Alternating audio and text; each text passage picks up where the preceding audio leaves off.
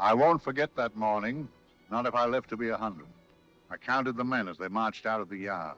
They'd hardly slept for weeks. We of the CID had slept even less, but the nightmare that kept us awake was all the same nightmare. That's why we weren't surprised when the commissioner asked us up to the conference room for a bit of a talk. He'd talked to us plenty, we knew that. It didn't help any to know what was ahead of us.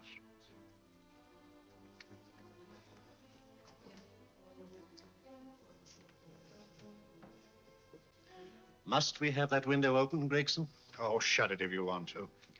Chief will be in enough of a temper without having a ruddy blast down the back of his neck.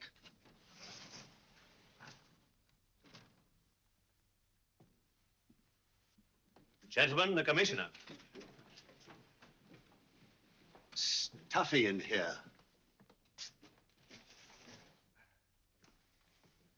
Be seated, won't you? Gentlemen, if you wish to know what able men you are, read any of the works of popular fiction that glamorize your achievements, but don't, I beg of you, read the daily papers. They might give you an inferiority complex. I hate to mention it, but we're confronted with a series of the most atrocious murders since Jack the Ripper. And in the meantime, the CID might as well be playing at shove-halfpenny for all the good we've accomplished. Now look. Here, here, and here. Each of these red flags scattered through the city stands for a woman brutally murdered, a woman's terror, a woman's death agony. These are no ordinary crimes. These are the works of a fiend who kills first and mutilates afterwards.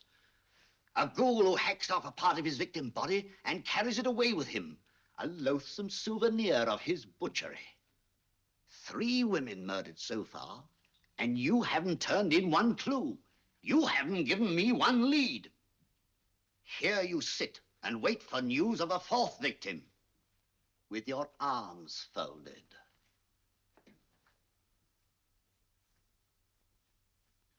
Well, we hadn't long to wait. It was down Lambeth Way where a young woman was hurrying home late last night. She saw something and stopped. It was a constable. He spoke to her and he walked along with her, just in case. He saw her go down the stairway to the basement lodging where she lived. We can only surmise what happened after that.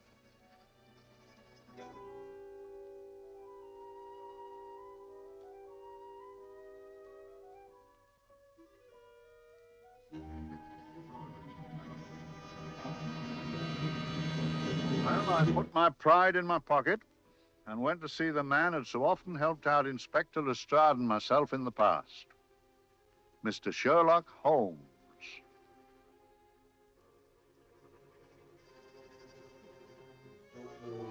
If ever a man needed help, I did.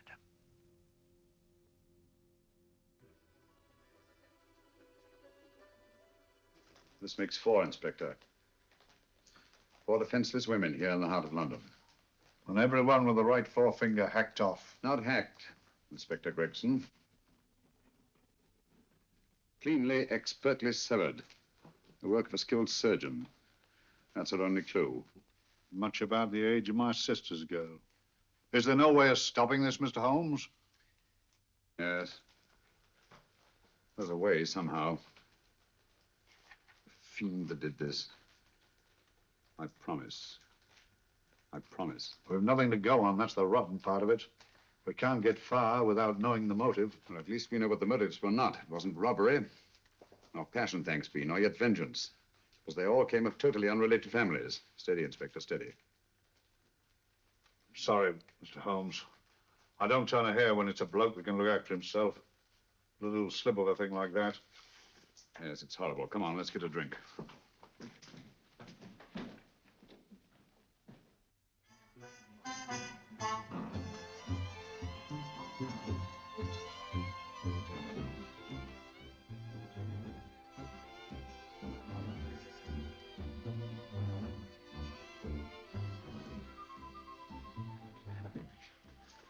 Good evening, Mr. Holmes. Good evening, Vincent. Whiskey and soda, please, and a double for my friend here, Inspector Gregson.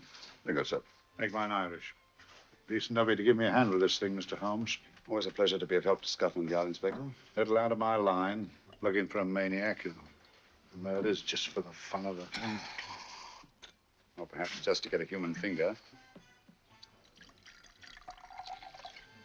In all 4 cases, the murderer risked capture by stopping to secure a finger. Wonder what for? Who knows? He's just a madman. Perhaps there's method in his madness. If we could just trace those missing fingers. If we could just drain the English Channel, we might find a penny. Huh? Oh, thank you. You may keep those, Mr. Holmes. Thank you.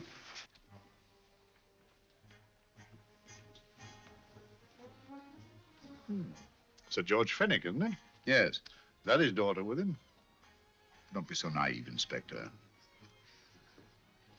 You know everyone, don't you, darling? Well, hardly. A week ago, I didn't know you. A week. How fast it's gone.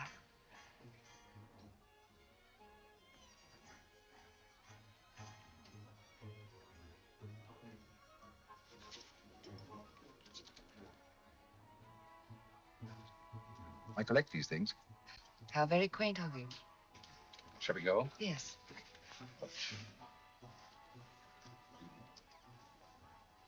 What are you looking at, Mr. Holmes? Looking at a very handsome woman.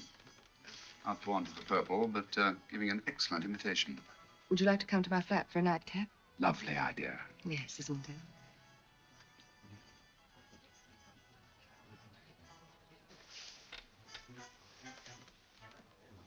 Wonder where she's taking Sir George Fenwick. Don't be so naive, Mr. Holmes.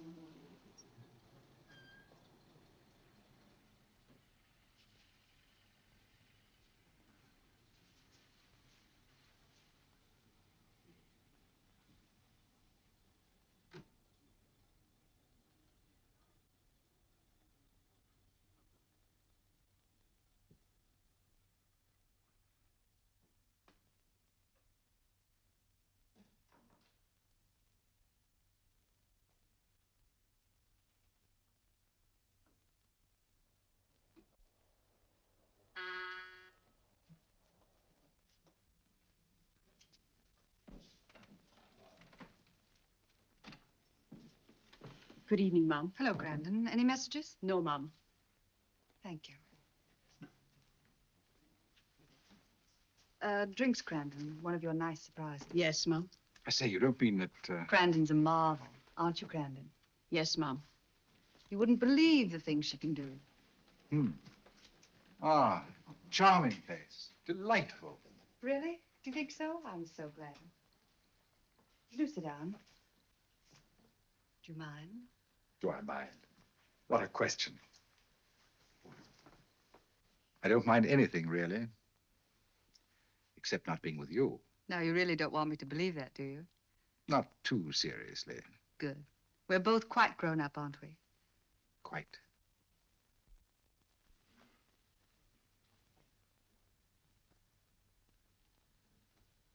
You're a treasure, Grandon.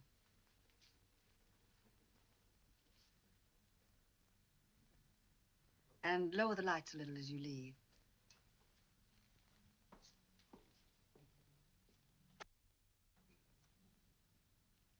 I prefer a more flattering light. In any light, you'd be... Would I? And don't you know it? Perhaps I do.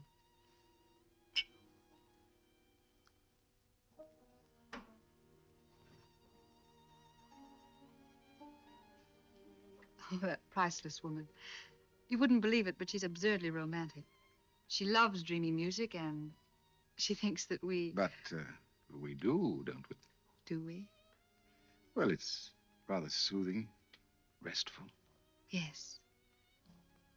And we all need rest at times.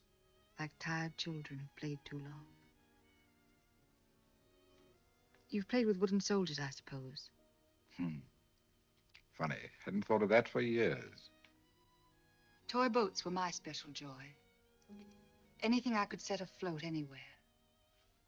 Like this. And this. Toy boats sailing into the Never Never Land. The land of beautiful dreams. Look. Look, odd, isn't it, how the light is reflected?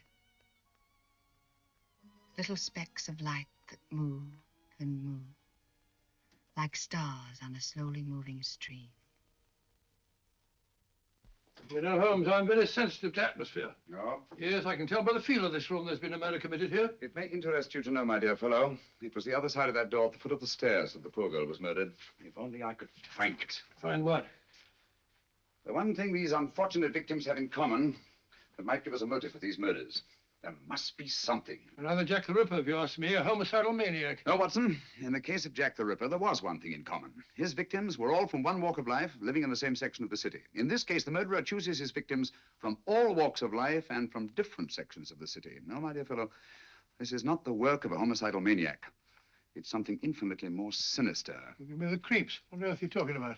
Watson, I'm convinced that these murders are only incidental to some larger and more diabolical scheme. That may be, but why the severed fingers?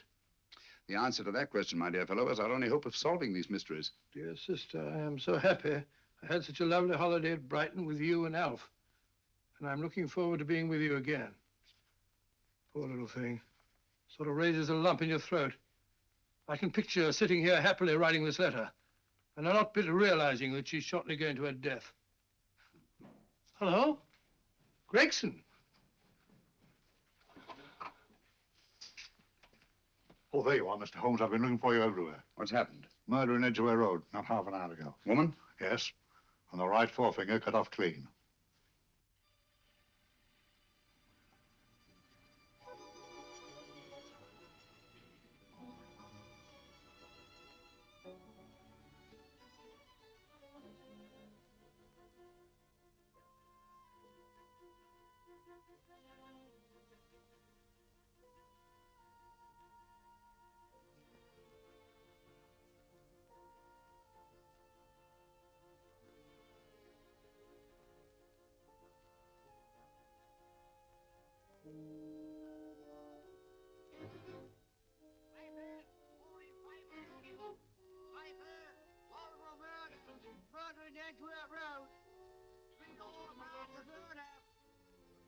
Murder of a young woman. Get your papers. Horrible murder, papers, all about the murder. Morning papers, all about the murder. Papers, horrible murder. Another young woman found murdered, papers here. Horrible murder, papers, papers, read all about it. Get your paper. Murder in Edgware Road. Horrible finger murder. Shocking murder. Murder in Edgware Road. Horrible murder of a young woman. Read all about the murder.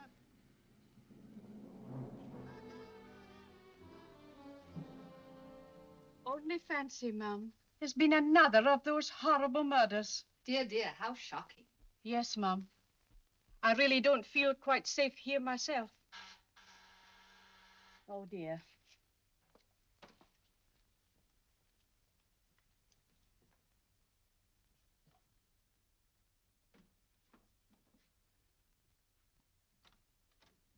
Why, Sir George! I must see Miss Marlowe at once. I don't know if she... I must see her. Where is she? Lydia. Why, Sir George, what is it? What happened? I don't know. You'll have to help me. You've got to help me. But I don't understand. Listen, I woke up a few minutes ago in a cheap boarding house off Edgware Road. I don't know how I came there. I don't know when. The last thing I remember is being here with you. Calm yourself, Sir George. When did I leave here? Well, it was about It was 10:45, Mum. Precisely. You seemed, forgive me, just a little distressed. Detached, not interested. I thought I'd said something to offend you. I don't remember.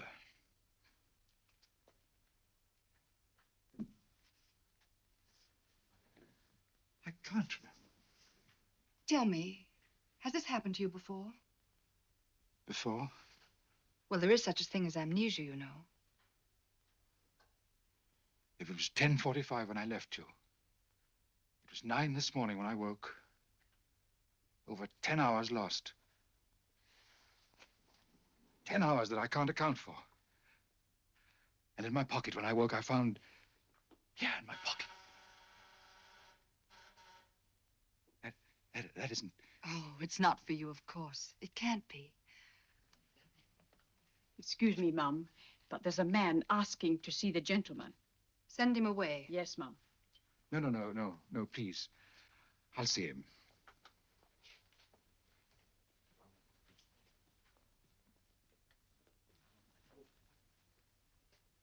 Well? Delightful room.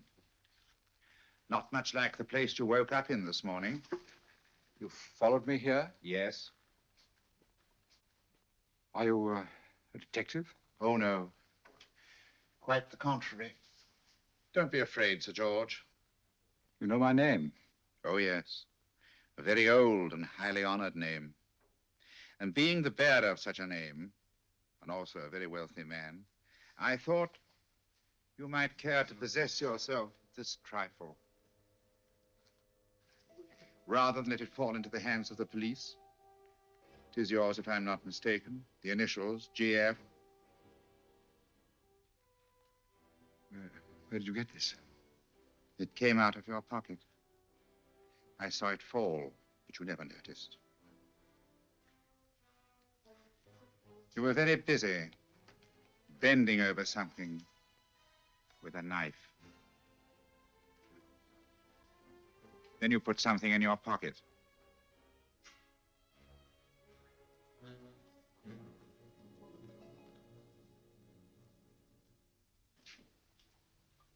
Come along, Holmes, come along, come along. How many more times must I tell you? You're missing a treat. This is delicious. Little jam tarts to follow. Aren't you tempted? You and your flesh pots. They tell me that fish is good for the brains. Brains haven't any. You realize that a whole day and a night have gone by since that bestial affair in Edgware Road? I'm as much in the dark as ever.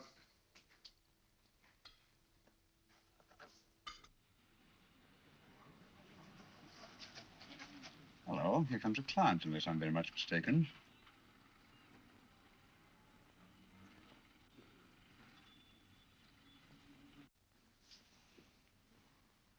Well, attractive. Very attractive.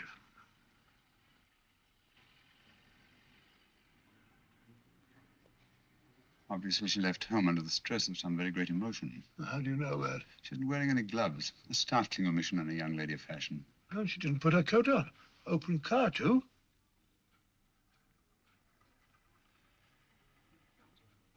Furthermore, there's something in that bag she wants to show me. What makes you say that? The bag doesn't match her dress, indicating it was picked for size rather than style. To accommodate some bulky object. You amaze me, Holmes. Not to mention, my dear fellow.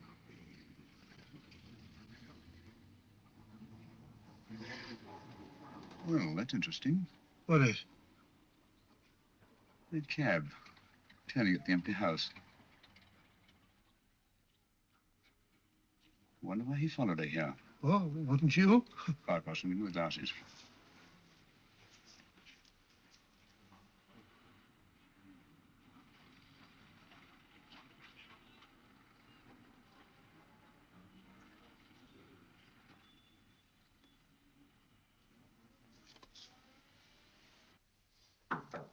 Well, we shall soon know. Yes, Mrs. Hudson? It's a young lady, sir. Most urgent. Ask her to come in. Go right in, miss. Mr. Holmes? Yes, this is my friend, Dr. Watson. How do you do? How do you do? Mr. Holmes, you must excuse me, please. Yes, well, won't you sit down? Come along. May I? It's quite all right. Thank you.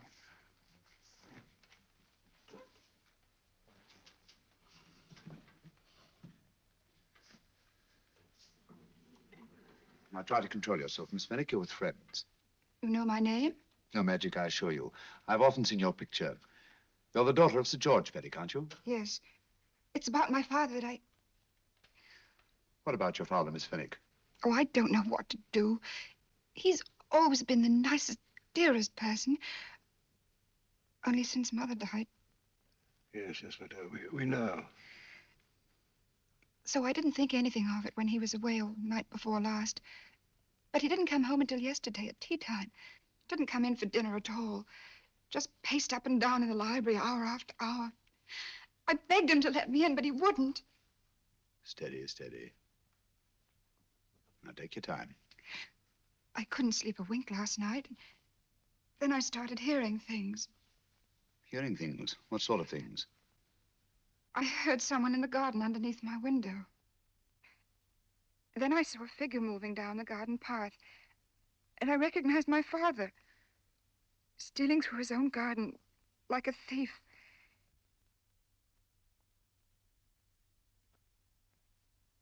He had a spade in his hand, and he stopped by the greenhouse where he started to dig. This morning, at daybreak, I stole out into the garden and found this.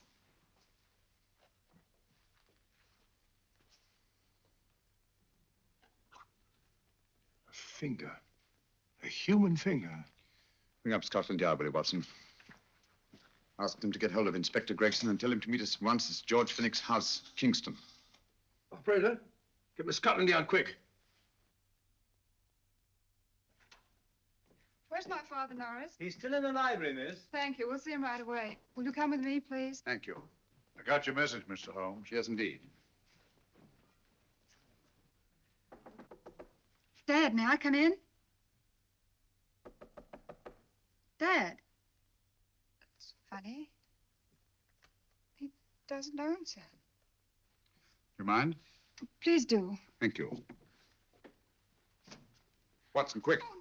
Come along, No, now. no, no. Take charge, Miss Fenwick, please. Now, miss, please come along with me.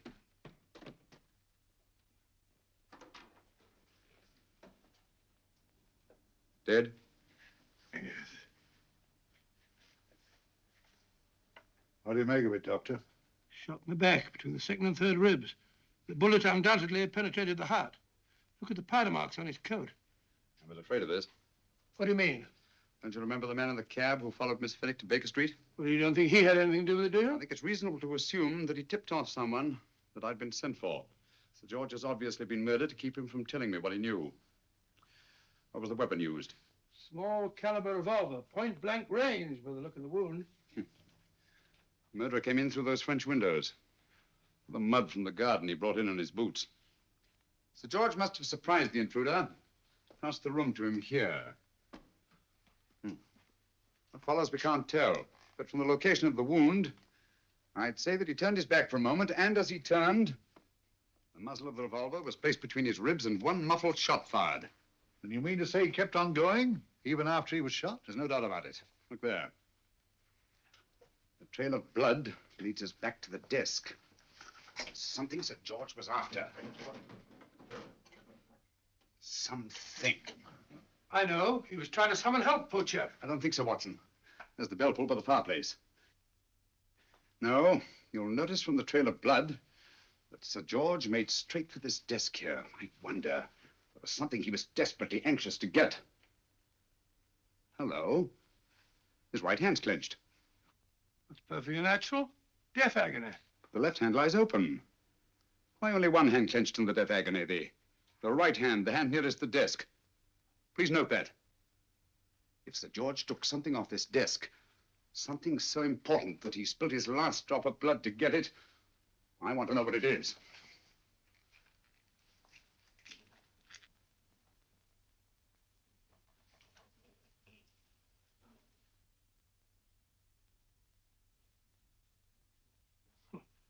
Nothing but an ordinary match folder. Where does that lead us? I imagine to something very important, Gregson. This match folder's from Pembroke House. Why shouldn't it be? He was there, you know. We saw him yesterday. Yes, but the effort he made after he was shot to get hold of this match folder. It's just possible he wanted someone to remember Pembroke House. He may have wished to recall it to someone who saw him there. Someone who, like ourselves, saw him with a woman.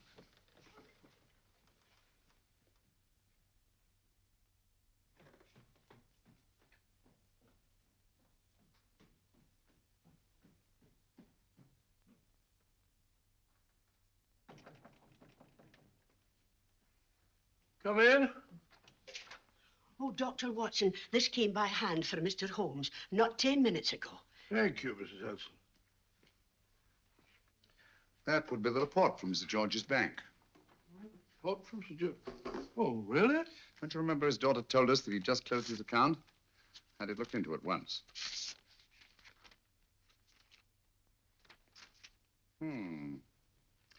He drew out his entire balance in cash, nearly £10,000, yesterday, just after that young woman was murdered. What does that suggest to you, Watson? But he paid it out to someone. Precisely. I smell the faint, sweet odor of blackmail. You don't think he paid it out to someone who saw him murder the McLean woman? Sir George never murdered anyone. But he did have that woman's finger, and he empty did have and pay out a lot of cash. That's the terrifying part about blackmail, Watson. The victim is afraid to fight the accusation, no matter how false. Once the accusation is made, his name is smeared, and sometimes his life is ruined. Well, Sir George didn't commit these murders. What fiend did? I rather think they're not the work of any one man. Oh, come, Holmes. You don't expect me to believe there's a whole organization going about killing people and chopping off their fingers. No, it's possible, quite possible. Well, whoever's behind all this thing must be out of his mind. On the contrary, my dear fellow, if my assumptions are correct, this little scheme has behind it the most brilliant and ruthless intellect the world has ever known. You don't mean Professor Moriarty? I do. Oh, steady, Holmes. You've got him on the brain. This is the third time in as many months you've suspected him of unsolved crimes. He's dead, you know. Is he? Is he? You know he is. He was hanged in Montevideo, well, over a year ago. I know that someone was hanged in Montevideo under that name. But I'll stake my reputation that Moriarty is alive and here, now in London. Hello? Yes, Dr. Watson, wait a minute. You me? Well, yes. This is Dr. Watson speaking. No, I'm afraid I've retired. I don't practice anymore. What? Oh, that's a different thing. An emergency case. Well, just a minute. Yes? Yes, well, see, she's not moved. Remember that? Don't touch her till I get there. Fractured case in McCardle's Mews. Heavy woman. 14 stone. Oh. Look at it. 14 stone. Just the sort of person who would hoist herself up on a stool to feed the canary. There ought to be a law against fat people keeping little dicky birds. Well, so long, old man. I shan't be very long. Haven't used that bag since I brought little Amelia. What's her name in the world? She grew up to be a very unattractive child. Well, who wouldn't with a name like Amelia? What, Amelia? Amelia.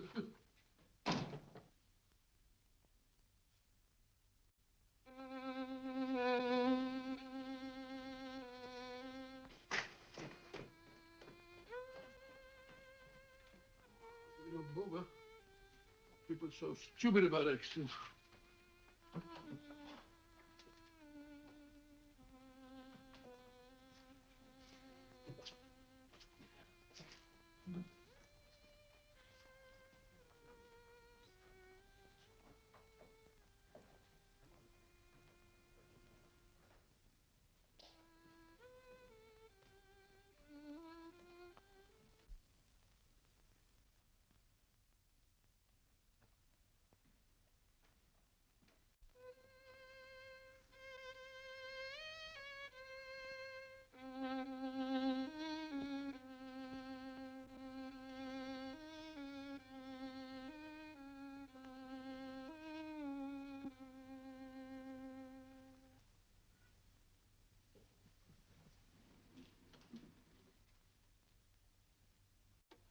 Oh, Professor Moriarty.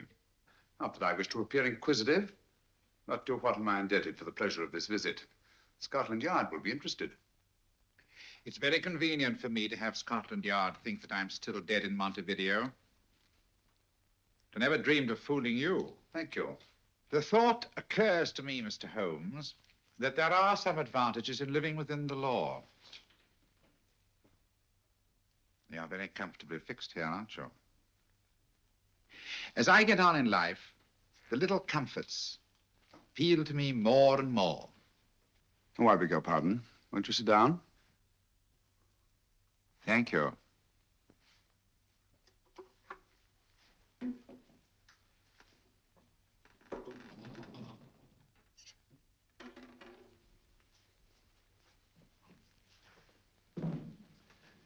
And now, Professor Moriarty, what can I do for you? Everything that I have to say to you has already crossed your mind. And my answer has no doubt crossed yours. That's final? What do you think? I shall not rest until you are hanged for the finger murders. You've no proof, you know. No, not a shred. But I have you.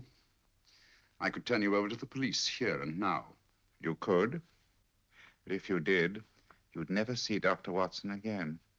Oh, the telephone call. Quite. I rather assumed you had taken some such precaution. Or I should have snatched up a revolver and indulged in a fit of heroics when you came in. Very smart, aren't you? Not smart enough. Or I should have anticipated you. But if any harm comes to Dr. Watson, I shall seek you out. I shall not rest until I find you, and when I do... No harm will come to Dr. Watson this time. But I can't answer for the future. Mr. Holmes, I should strongly advise you to drop this case. Don't be silly. Think it over. We've had many encounters in the past. You hope to place me on the gallows. I tell you, I shall never stand up on the gallows. But if you are instrumental in any way in bringing about my destruction, you will not be alive to enjoy your satisfaction. And we shall walk together through the gates of eternity, hand in hand. What a charming picture that would make. Yes, wouldn't it? You know, I really think it might be worth it.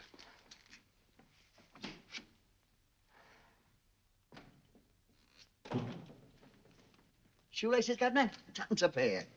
And strong enough to hang yourself. How many more times must I tell you I don't want your filthy shoelaces or your company? Shoelaces, Governor? Blasted impertinence. Run along, my good man, or I'll give you in charge. Shoelaces, Governor? Shoelaces, Governor? Help a poor bloke. What's only got one arm? Any luck with Mr. Holmes? You can read his obituary in tomorrow's papers.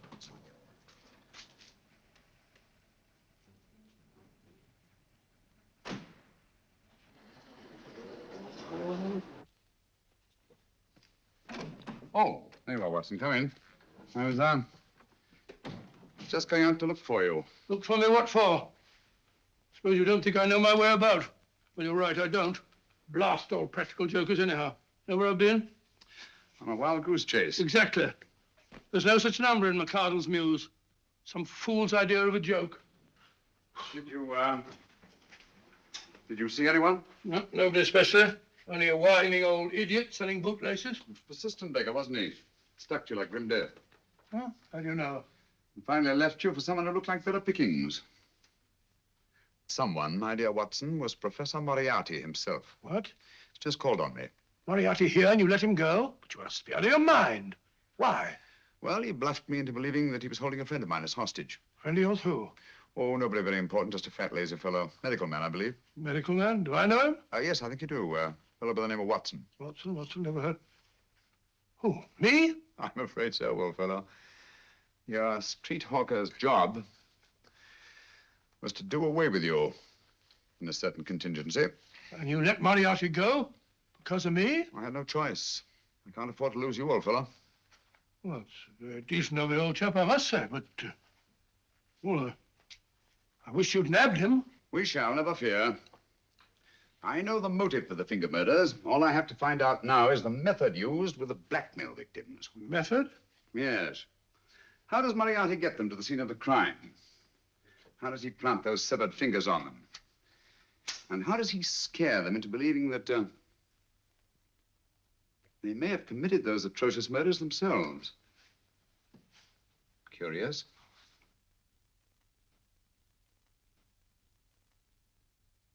Very curious. Huh?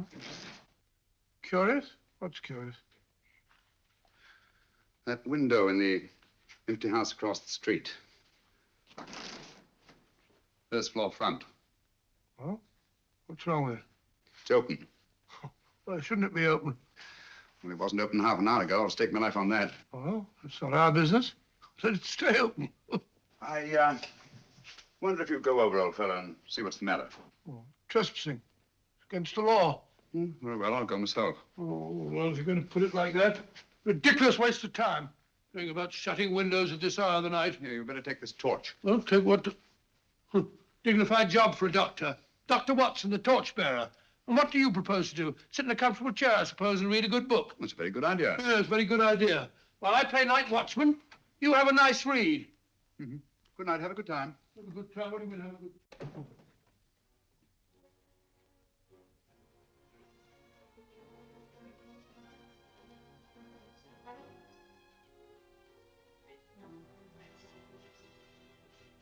Let's break. I've done everything.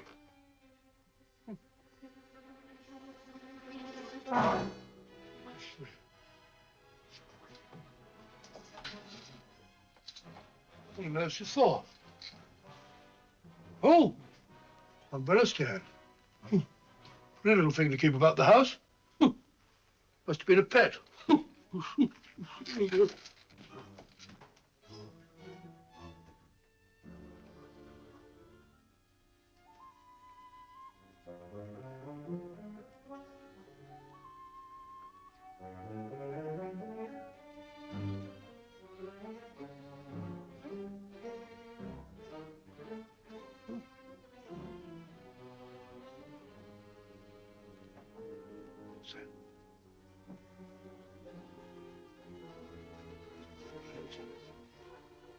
Rat rubber.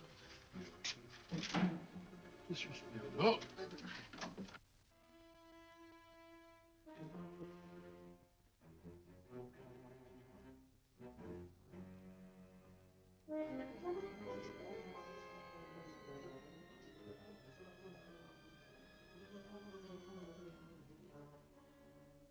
While he sits comfortably reading a book.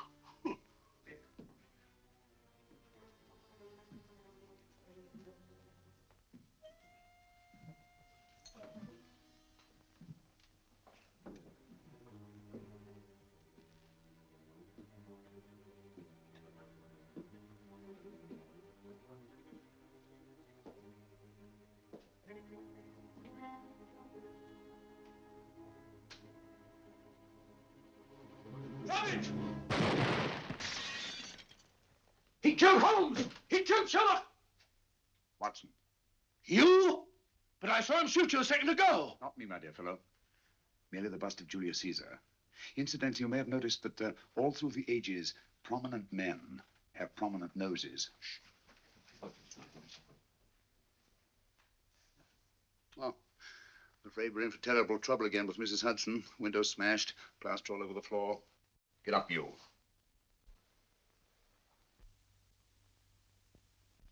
Corporal Williams, Middlesex Regiment. Discharged from the army as physically unfit. Huh. Papers seem in order.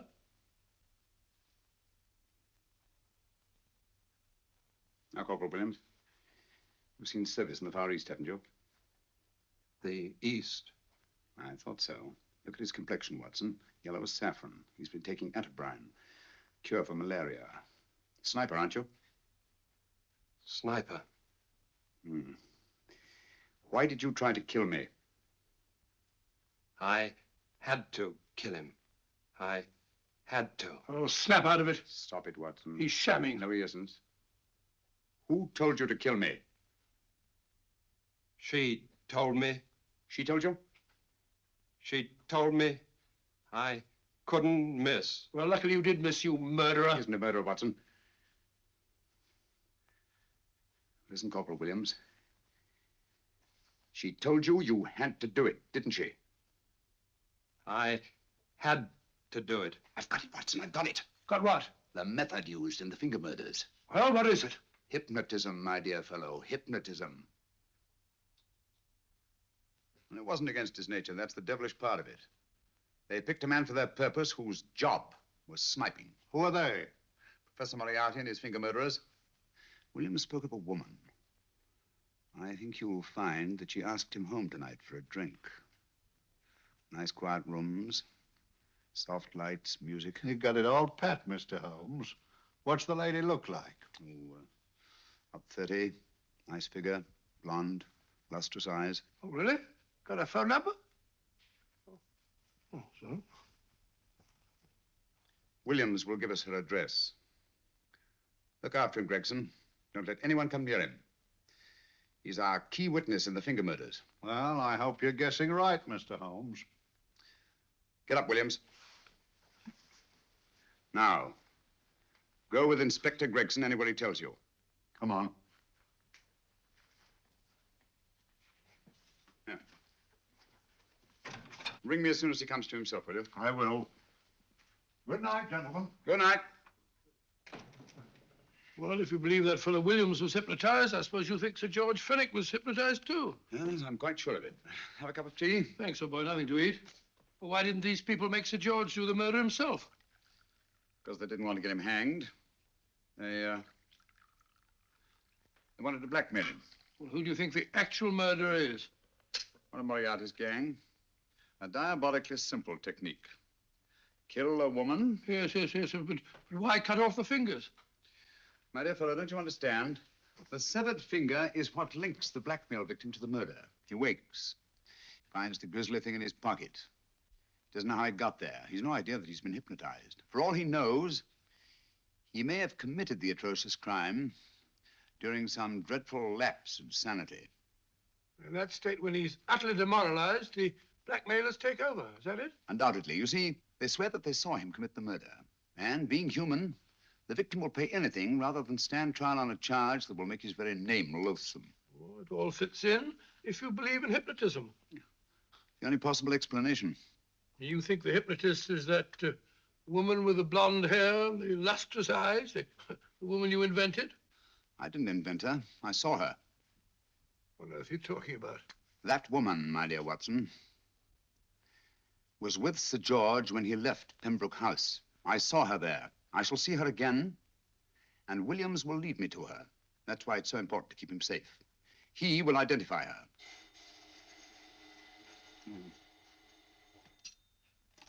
Hello? Yes? Inspector Gregson? What? I'll get every constable in the district. Yes, I'll be over at once. What's happened, Holmes? Williams is missing. Great Scott! Come on.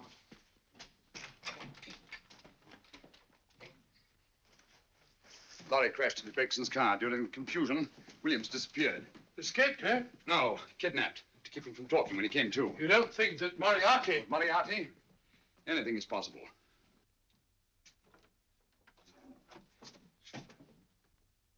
Williams! Dead. You see, anything is possible.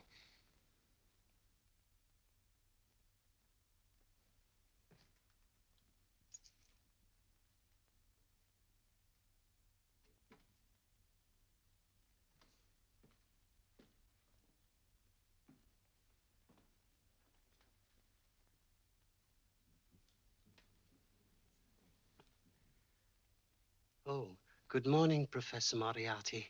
You startled me. I'm dressing another dolly, a dear little nurse. Is there anything wrong with your finger? Just a splinter. Nasty thing, splinters. Most trying. One can't be too careful, but I'll get it out for you. I have the very instrument to help you. Sharp enough to split a hair. Put those tools away until they're needed. But they're not tools, sir. They're instruments. Put them away. Is Lydia in? Yes. But really, you should let me. Get dressed. Holmes and Watson just left Baker Street for the Mesmer Club. Mesmer Club, the meeting place of all the top hypnotists in London. Do you suppose that Mr. Holmes is onto our method? If he suspects, it's merely a suspicion. It's our business to see that it ends there. I hope you're right. Williams passed away before he could talk, remember? What do you want me to do? Go to the Mesmer Club, meet Holmes, and induce him to come back here. Isn't that a bit dangerous? Every meeting with Sherlock Holmes is potentially dangerous. However, you say he didn't see your face at Pembroke House. And how would you suggest I get Mr. Holmes to accompany me here? Kidnap him? Oh, no. Holmes has one weakness, his insatiable curiosity. If you can arouse that, you can lead him anywhere. It's up to you to take advantage of any opportunity that may arise. This way, please, gentlemen. I'll tell Dr. Onslow that you're here. Thank you. And this is the Mesmer Club. If you ask me, hypnotism is a lot of mumbo-jumbo. Oh, come now, Watson. As a medical man, you must admit that hypnotism has its place in modern science. That may be, but 90% of hypnotists are crooks of the worst kind. Nothing more than a lot of charlatans exploiting weak-willed morons. Ah, Dr. Onslow, I believe. Happy to meet you, Mr. Holmes. Your brother Mycroft suggested I might be of help to you. He's a valued member of our little group of charlatans and crooks. Oh, beg your pardon, sir. I didn't know you were listening. Behind the curtain. My friend, Dr. Watson. Ah, delighted. How do you know? I wonder now. You see, we're in the midst of a little experimental session at this very moment. If you'd care to join us. Oh, certainly, certainly. That'd be very instructive. Oh, well, will you follow me? Thank you. I should I know somewhere behind the blasted curtain. In treating his patients. But today, the therapeutic value of hypnotism, as we now call it, is conceded by innumerable physicians. Especially is it of value in surgical cases where the administration of local or of general anesthetic is inadvisable. Inadvisable poppycock. Oh, sorry. For the sake of latecomers, I may say that I have placed this subject under profound hypnosis. In this condition, he can feel no pain, even under applications which normally would be excruciating. Excruciating? Excuse me, please. Carter, you are having a peaceful sleep. You feel nothing. Your arms and your hands are without sensation. Mowbray, the long needle.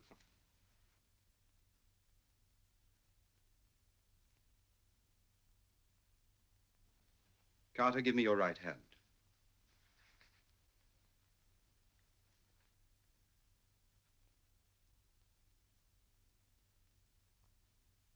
As you observe, the needle has been thrust completely through the subject's hand. No feeling, no pain. This lack of feeling is the one infallible test of profound hypnosis. Nonsense. Fellow's full of drugs. Well, isn't he? Definitely not, Doctor. Wake up, Carter, wake up. You feel well and rested, remember. No pain anywhere. Wake up, wake up. I say, when are you going to begin? All through, Carter. Stand up. This way, sir. And, are these all the people that come here? Oh, no. Others keep dropping in all the time. I suppose it's all right for those who believe in it, but of course, I'm a professional man myself. Then you don't believe in hypnotism, Dr. Watson? Oh, I don't deny that there are certain types of hysterical, feeble-minded people who go under if you point your finger at them. But anyone with an ounce of character... How right you are. You see right through our little artifices, don't you, Doctor? Right through, my dear sir. Right through. Right so. But with the feeble-minded, as you say... excuse us, Mr. Holmes. Certainly. Step over here, won't you? Certainly, sir. Anything to oblige. Let me show you how easily we charlatans take advantage of them. Now, sit down, Doctor. Now, we set a thing like this in motion.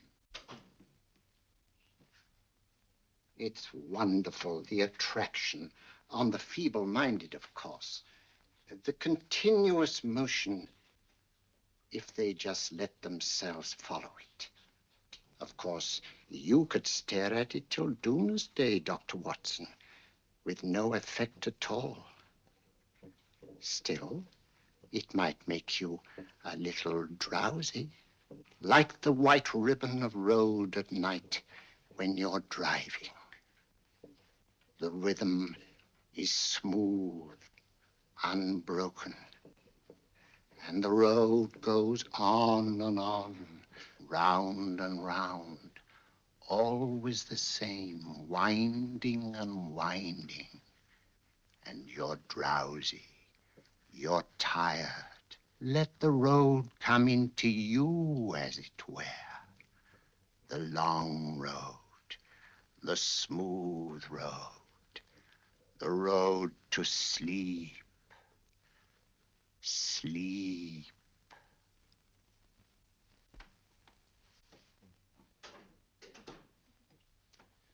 Open your eyes. Stand up. Turn around. And now, Dr. Watson, you're on a holiday in Scotland. The country is amazingly beautiful. We're coming to a stream. It isn't deep. Better take your shoes and socks off.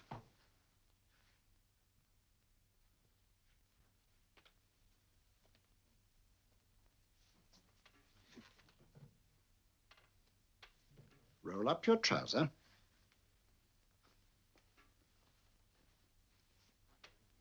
That will do. The other leg is waterproof. Turn around. Mind the pebbles.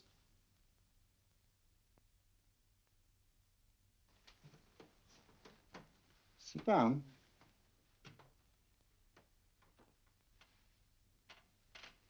Wake up now.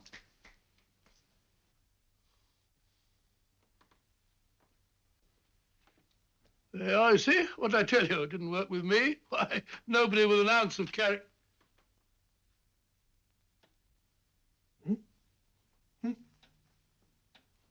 I think you'll need these.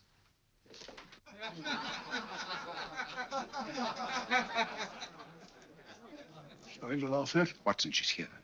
Oh, the woman you're looking for? Yes, I'm going to meet her. Perhaps I can induce her to take me to Moriarty. Do you think it's wise, Holmes? May not be wise, but it's essential. After all, I've held me on with Moriarty in the past. But isn't it dangerous? She might be a hypnotist. My will isn't stronger than hers. I deserve to be hypnotized. Shh. I feel I must protest, Dr. Onslow. I was told this was a gathering of serious students of a great science, and I find myself in a company of buffoons. Oh, my dear madam. Elliots and Esdale Braid. Were those men martyrs for the truth, that you may laugh over your childish, cruel tricks? I must say I'm in complete agreement with you, madam. This was most unnecessary performance, Dr. Onslow. Beg your pardon, sir. My name is Holmes, Sherlock Holmes. At your service, madam. Thank you, Mr. Holmes. I'm afraid I've created a rather embarrassing situation. But you see, I'm interested in the serious study of hypnotism. So am I, too. Perhaps we have something in common, Mr. Holmes. Perhaps we have. Would you join me for a cocktail at Pembroke House? I should be delighted. Good.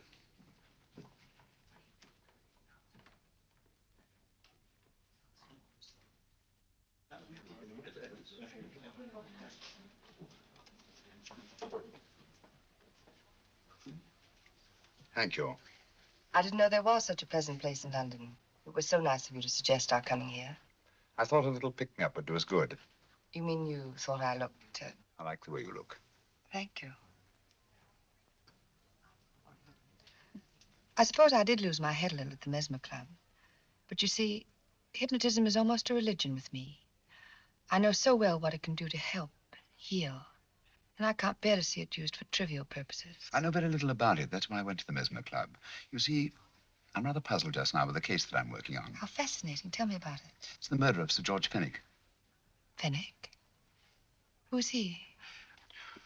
Quite a well-known figure. Odd now I come to think of it. Last time I saw Sir George was here at Pembroke House. Strange. Yes, isn't it? He was sitting, I believe he was sitting at this very table. Cigarette? Thanks. Do go on. There was a charming lady with him. He was lighting a cigarette.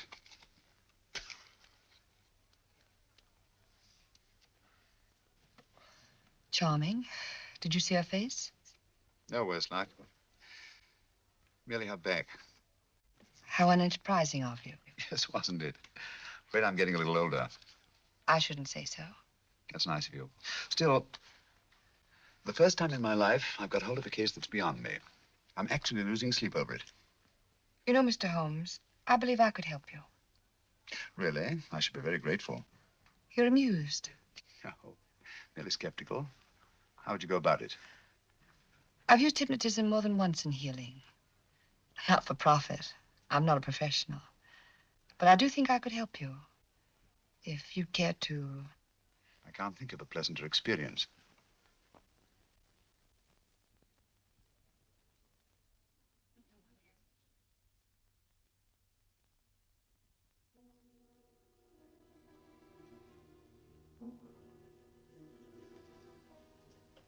Low lights, music, is that all there is to it? You must relax, Mr. Holmes. I'm afraid you're a rather difficult subject. So I thought perhaps a little help. Materia medica might be advisable. Drugs?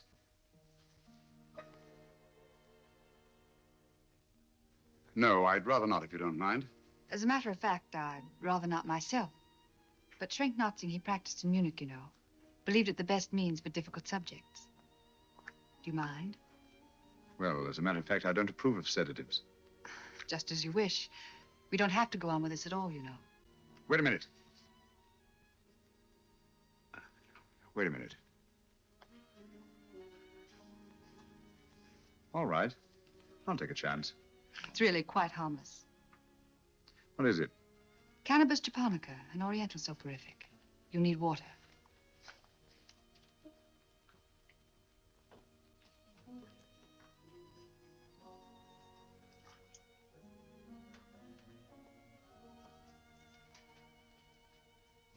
Thank you. Now sit down, Mr. Holmes. You'll feel yourself growing drowsy. Don't fight it. Give in to it. Because you do want to sleep, you know. Just fix your eyes on this one white flower floating on the water. Empty your mind of every other thought. Follow the motion of the water. So smooth, not a ripple. Waters of forgetfulness. Steady, deep, strong. Strange, isn't it? How the light is reflected. Little specks of light that move and move.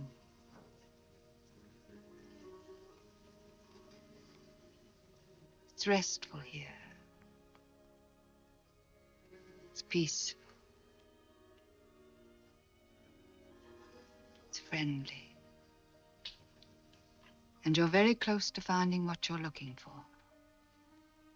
You'll find them soon now. The guilty ones. When you're rested, gentle waters closing over you. Steady, deep, strong. Drawing you down, down, down.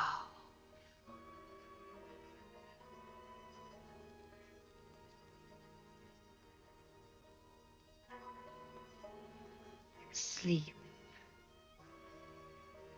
Sleep. Sleep.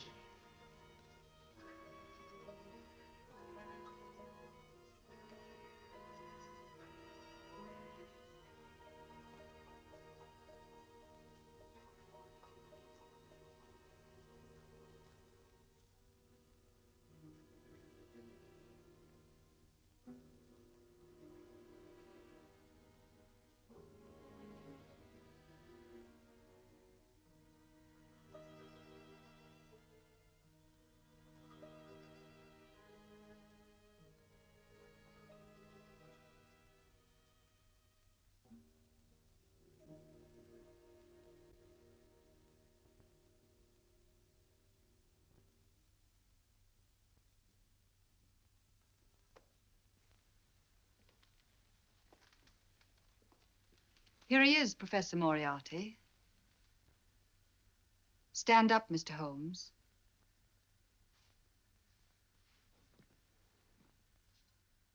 Open your eyes. Face this way. Are you satisfied?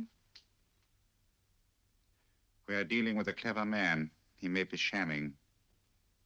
There's just one infallible test for profound hypnosis. You ready, Dr. Simnel?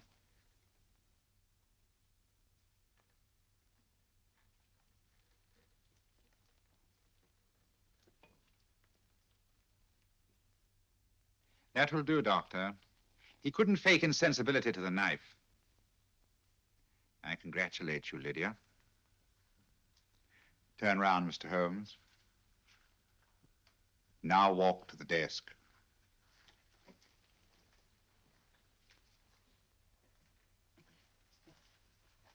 Sit down.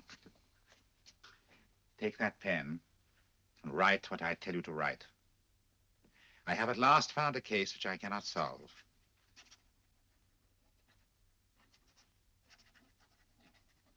I have outlived my usefulness.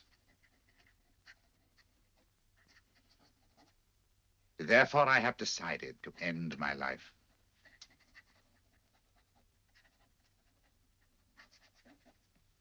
Sign your name. Now blot it.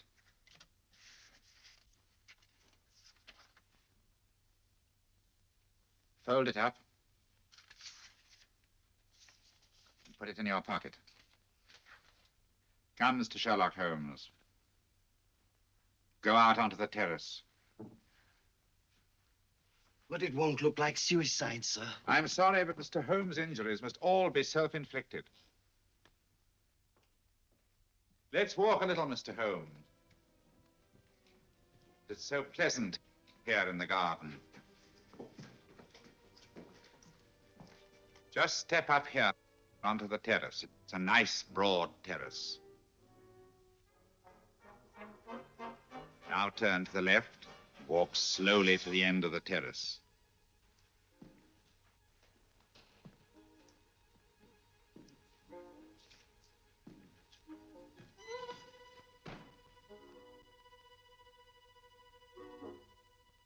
Don't stop. You must walk to the end, you know.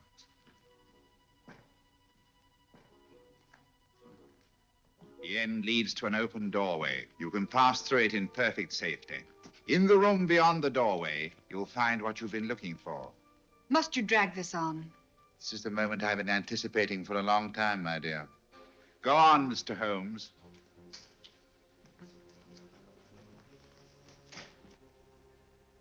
Through the open doorway, you will find the man responsible for the finger murders and the death of Sir George Fenning.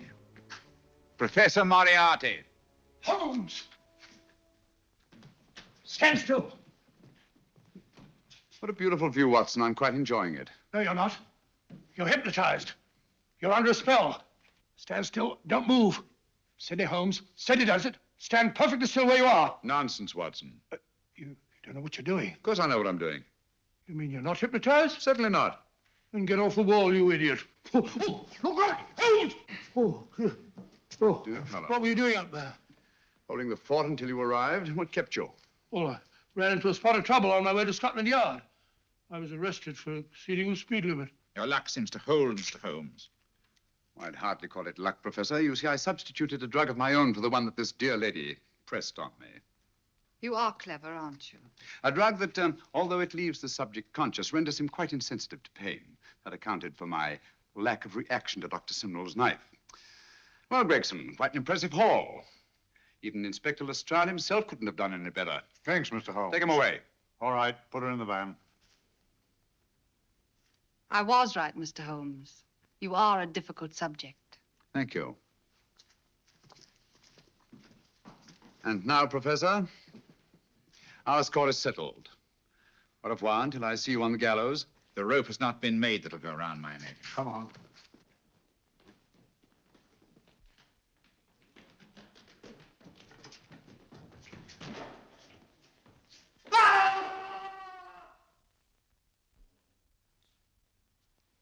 I'll take care of things, Mr. Holmes. Thank you, Inspector. Come on. An evil man, Holmes, but what a horrible death. Better than he deserved. What are you thinking of? I'm thinking of all the women who can come and go in safety in the streets of London tonight. Stars keep watching the heavens. And in our own little way, we too, old friend, are privileged to watch over our city.